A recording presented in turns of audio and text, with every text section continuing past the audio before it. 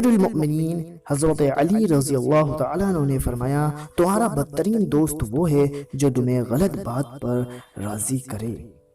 حضرت علی رضی اللہ تعالیٰ نے فرمایا جو دکھ دے اسے چھوڑ دو لیکن جس کو چھوڑ دو اسے دکھ نہ دو۔ فرمانے حضرت علی ہے ایسا بہت کم ہوتا ہے کہ جلد بازی کرنے والا انسان نقصان نہ اٹھائے، اور ایسا ہو ہی نہیں سکتا کہ صبر کرنے والا ناکام ہو جائے۔ حضرت علی نے فرمایا غلط بات پر غصہ آنا شرافت کی نشانی ہے، لیکن غصے کو پی جانا مومن کی نشانی ہے۔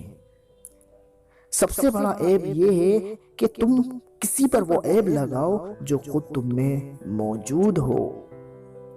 جو شخص تم پر غصہ کرے مگر پھر بھی تعلق ختم نہ کرے، وہ برے وقت میں تمہارا سچا ساتھی ہے۔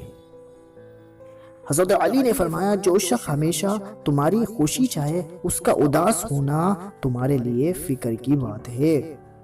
ایسے شخص کو کبھی مت گوانا جس کے دل میں تمہارے لیے محبت، فکر، عزت اور چاہت ہو۔